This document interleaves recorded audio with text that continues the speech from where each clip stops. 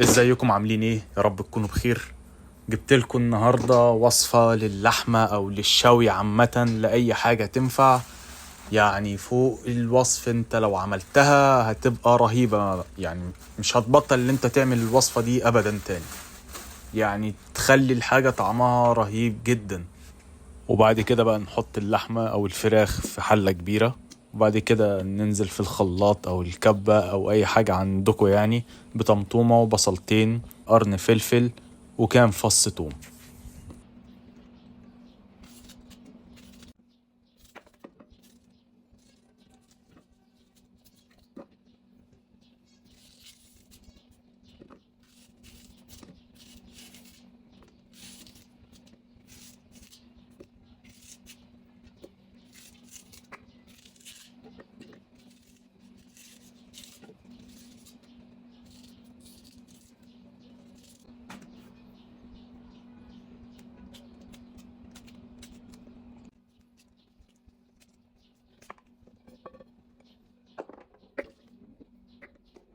نيجي بقى نحط البهارات، كمون وفلفل اسود وكزبرة وروزماري وملح، ونحطهم على بعض مع شوية زيت وشوية خل، وبعد كده نضربهم.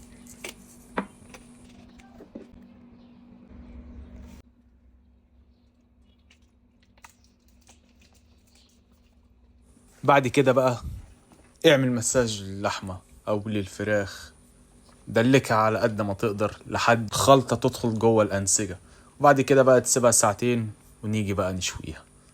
يا سلام، يا سلام، يا سلام. شايفها بقى وهي بتنزل كده على الفحم، رهيبة. والريحة ايه ما اقولكش.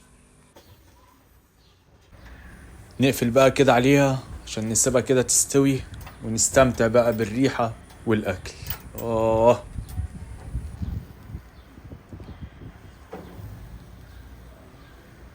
ريحة الدهنة وهي بقى بتتشوي ايه.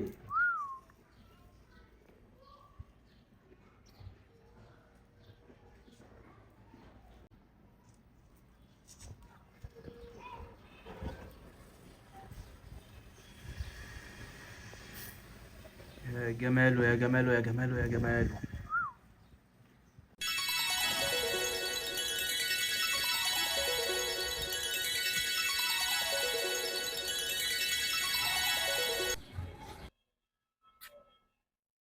نجيب كده طحينة،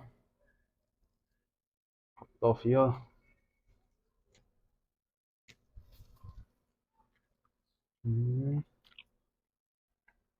عمل خرافي، خرافي خرافي خرافي. مم. انتوا اللي هتندموا لو ما جربتوش الوصفة دي. خطيرة.